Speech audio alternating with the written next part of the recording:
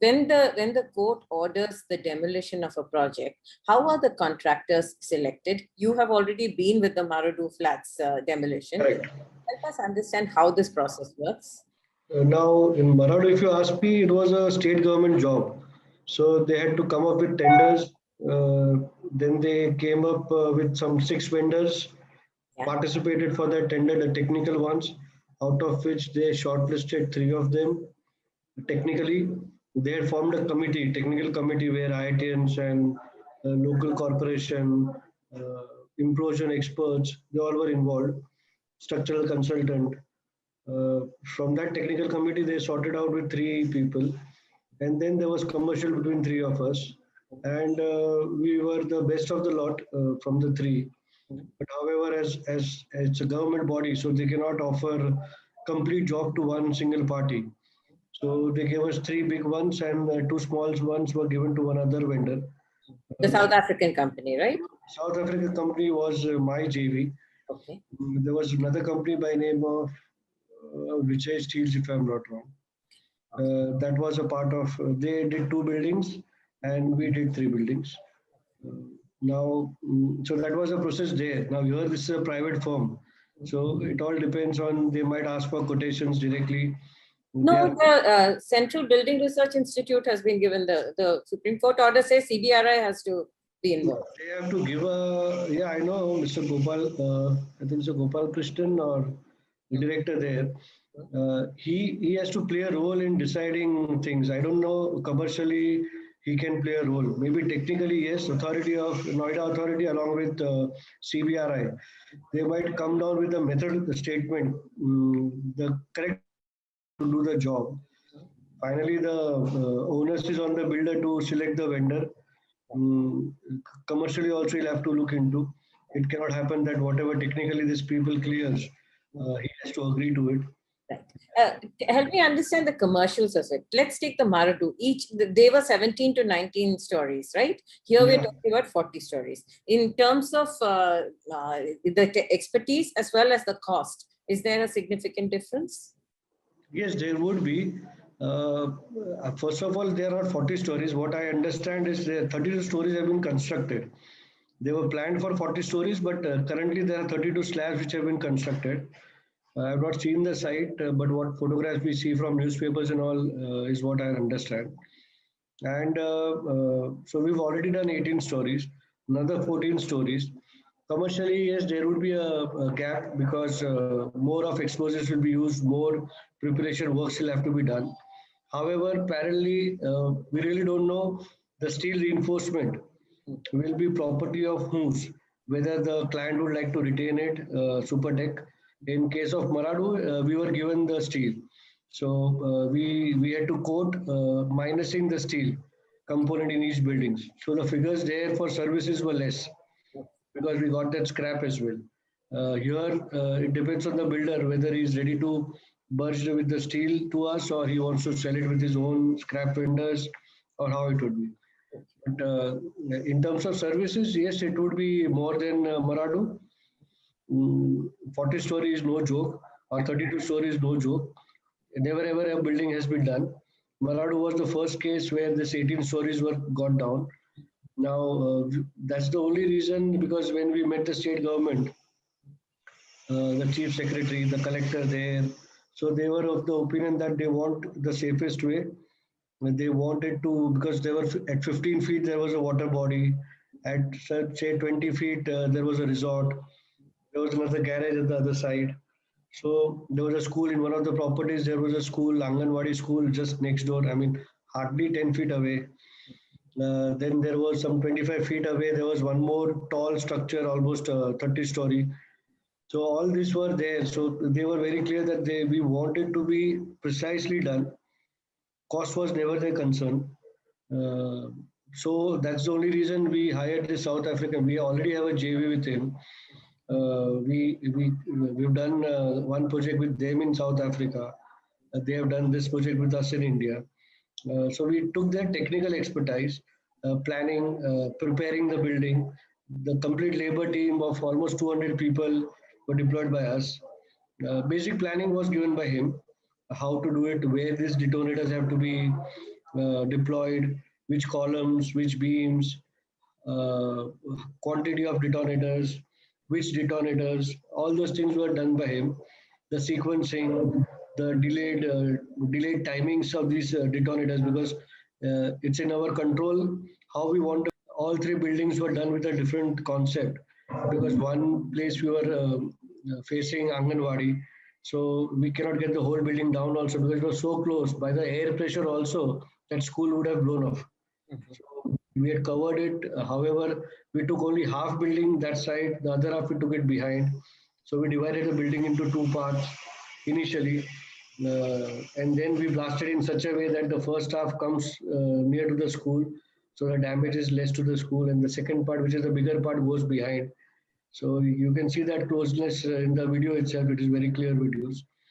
It's all technical expertise we took from them, and the whole job was executed by us.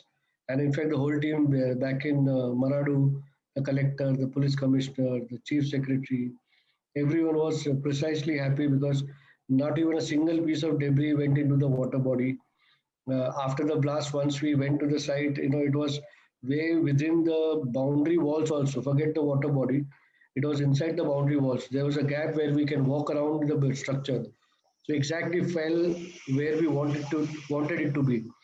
So that was Explain this process of implosion. How do you, considering these tall structures, what are the steps towards implosion? Yeah, as I told you, we need to decide when we see the site, which is the closest structure, what we need to save, how we can take a fall, whether it has to be tilted a little towards one of the sides, or whether it has to come right down as a play of cards. So once we see the site, it will be decided in this scenario. But then generally, thumb rule says that every sixth floor or fifth floor should have to be blasted. Like going from top, if it is 32, then the first blast will be at 27 approx, 26, 27, then around 20, 21, 14, 15, 5, 6, and then the basement. The reason behind it, the first blast will take place at the top level. So once that take place, that complete floor, there are no columns. Let's assume that way. It has blasted. So the self weight of the top 5 floors will allow the building to come down. Will also support the gravity of the structure. Will itself support the building to come down, because the whole weight of 5 floors is on the 7th floor from the top. You remove the 6th floor, for example, by blasting. So these detonators are placed in such a way, and they are sequenced in such a way that maybe physically or by eyes we will not be able to see those delays, because they are in microsecond, milliseconds. Because the whole blast would take 7 minutes to get it down. So within seconds, we'll see those blasts happening. So it starts crumbling. The top 5 floors will crumble first, sit on the 7th floor. Then I blast the bottom 20th floor. So then with the weight of all those 10 floors, will sit on that 20th floor. So that way, it will allow the building to come right on one top of the other. The sequencing is very important. Which columns to blast first, where we want the direction to come, whether if there's something at the back, so we want a little tilt in the front. So we blast the front columns more. The back columns are kept maybe a little bit as it is, or we blast only few of them. So that planning has to be done depending upon the what the client requires, where the structure should go. So that we plan and then we prepare the whole building by drilling and whatever might come in way of the fall. Like for example, a lift wall. The lift wall runs from ground floor to the top floor. Now that's a pure concrete wall. So a concrete wall will never crumple. If it is bricks, it will crumple by its weight. Columns will blast. For those shear walls, or we call it as shear walls, or say for example, or lift walls. So there also we create spaces at various places, not only on those 5 floors but middle floors also, because then that 5 floor of lift shaft will come all together, so it can go anywhere. So we might do it at more floors. We cut it across. so that we create a gap between the walls, say a meter gap. So when it crumples, it also sits, and the whole piece of 5 floors don't go anywhere. So these are various means. Then while blasting, we make sure that we cover the columns with first with wire mesh, then we cover it with geotextile cloths, so that those when it blasts, the chemical blast, the debris don't fly away. It is retained within that structure. Every floor, wherever we are blasting, we cover it up with these geotextile cloths. So again, even if it crosses that layer of covering of column, the next layer is the like the we'll remove the walls because it will not allow it to crumple then, but we'll cover it with geotextile cloth. So it will again take away that debris. Along with the debris, it also takes away the pressure because when it comes down, the building comes down, there's a lot of pressure and air which goes out the building. So that also creates things to fly away. So even that has to be curtailed. So there also we keep cloths surrounding the property at all 5 levels or 6 levels wherever we are taking a blast. So that air pressure is also covered. It stays within the property. Uh, that's how it is maintained. How long does this whole process of planning take? Planning now in this structure, I feel planning plus execution would be say two months job.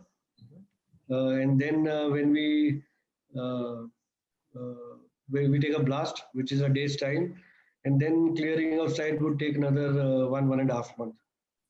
So all put together, 3.5 months should be enough. And how much of the material can be recovered as scrap and so on? Complete. I'm sorry. Completely.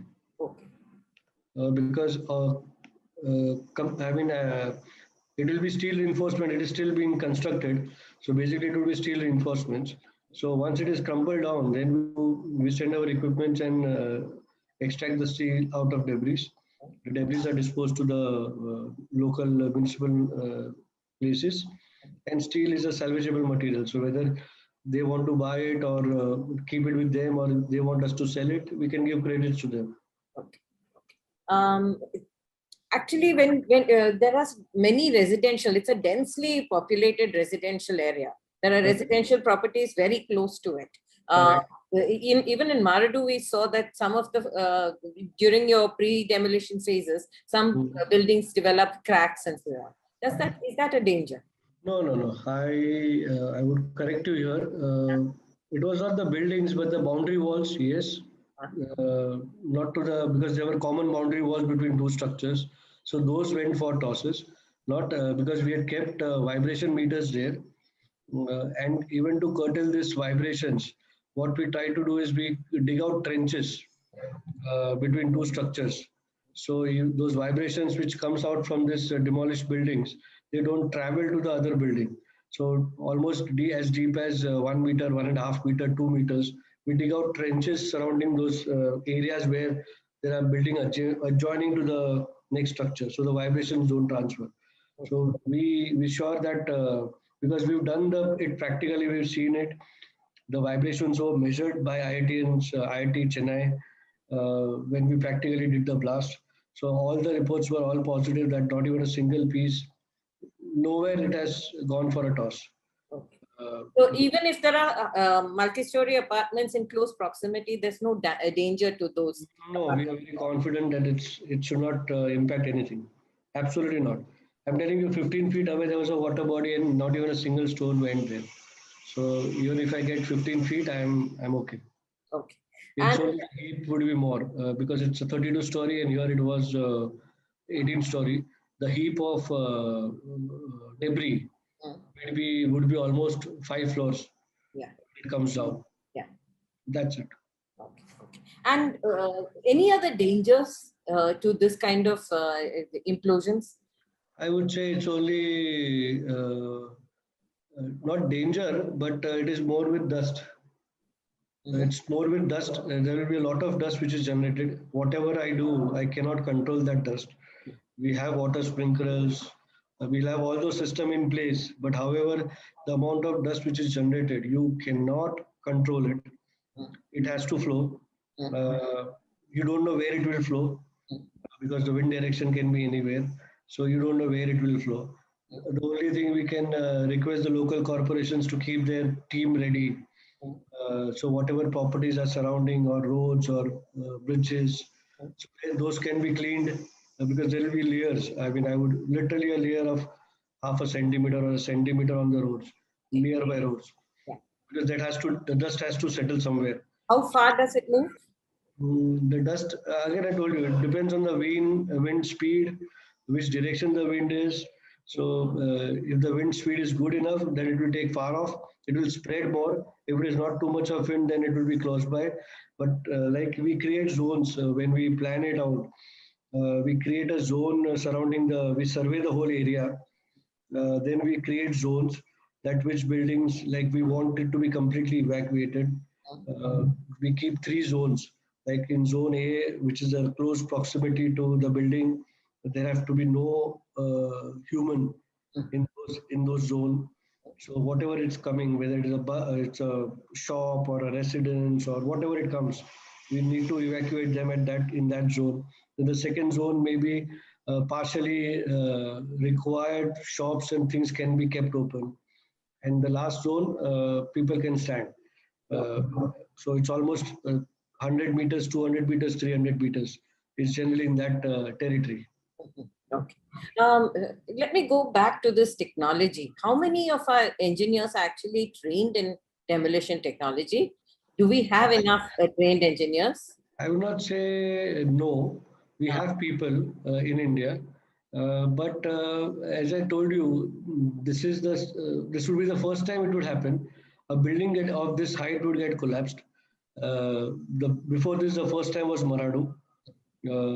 Before that, chimneys have been done, but then in those cases they were directed towards one side. It was never crumpled like a play of cards. It can be directed. That is more simpler. That you blast half of it, so it creates a vacuum there at the bottom. So it has to go the other way. I mean, it will not go backside. It will come in the place where I have removed it, removed a piece of concrete. So these things have been done before by various people. There are people there's a person in Indore. He's also a part of Limca's Book of Records. Sarat Sharvate is his name. He's been instrumental in doing implosions for last 20 years in India. But then he's either done a two-story, three stories, or a chimney, or a silo, these kinds of structures. A building never ever has been done by anyone apart from the ones which were done in Maradu. So this is another challenge. And to be very precise, there is no system today in India to demolish this height of a building with any other method. Because if you ask me, I have the tallest machine. If I have to do it with machine, I have the tallest machine available in India, which can demolish, say 13-story building uh, without blasting. If I think I don't do blast, there is a machine available in India which can do up to 13 stories. Anything beyond that, either I do it manually, anything above, if it is 18 stories, so 5 stories I'll do manually, which is again a time consuming activity. Cost is involved is more. So this is the most preferable method today. If anything beyond, say, 12 floors, 14 floors, 13 floors, is anything beyond that, the fastest, the cheapest, the most economical way of doing it. And who are your competitors in the market? How many competitors would you have? Competitors, I would say no, because the way we've done the job in Maradu, because there were two people, two parties I told you. The state government clearly told us that we, as a government body, we cannot give you a complete order. So we distributed. So they were given, because they were very confident with us technically. Anyways, we had those South African expert because he himself is a mining guy and he's been doing this implosions for again last 40 years, pan worldwide. So since he's partner to us, so technically, I'm sure no one can be in any contention of competition. However, the other person who took the job was a steel scrap guy. He got it done through another person who's a mining engineer. So we helped him also to get, because we were close by building, so and we are friends as well. So we we used to always tell him that this is how we are doing it. Do it this way, do it that way. So competition, I am really worried about any competition. If it is implosion or any demolition in India today, we've done cricket stadiums no one has done. We've done a 6 kilometer bridge over water, Mahatma Gandhi Setu in Bihar, Patna. No one has done this long. We have been awarded as for in World Demolition Awards. We've been selected. Our projects have been selected. Like I'm going to Russia tomorrow as a guest speaker in their demolition forum. So we are confident. I mean, if we are given, if we are interested in the job, uh, we don't see any competition. Commercially, also, we are always in a good How place. important is it to bring this into education? Engineering education is something that, upgrading of engineering education is something that is being talked about. How important is it? It is in India. It is not there. If you go globally, we have various courses on this. In fact, after Maradu, people have come to know, and after Maradu, we got many calls by students that they are doing a project on demolition by implosions. So they wanted to understand the materials used, what all those things. So it's now being known to people. At least higher studies, people are opting as projects to this as a subject of this. But yes, this cannot be a regular affair. I cannot say that this can come every month. So rather than putting into education system, it's better if people do it as a project, or it's an option for people who have real interest in doing this, because you have to have core knowledge of mining, explosives. Then only you can be good at planning. You should be good at drawing, because you have to make a lot of drawings in this. Uh, so I would not say education system in pre-primary schools or schools, college is not required, but in higher educations can be opted as a side subject where people can specialize and get something out of it. Like how I got a foreign expert here in India. He was a very thorough gentleman. I mean, so we've learned out of Maradu. Even if you ask me today, I cannot sit and plan each columns. I have to have some expert to give me that understanding. But with Maradu, even we learned, me and my partner, we are two partners. So we learned out of it because we were there for almost 2 months. One of us made sure that we are there, so we learn out of it. And we are taking it forward. If we get something in this, if there is this demolition happens, then and if we are a part of it, yes, we will. We plan to do it with some other. We already started thinking how we'll do it. We intend to do it in a better way. So whatever small errors we've kept in Maradu, you would clarify it and do it better here in Delhi, Noida. Thank you so much.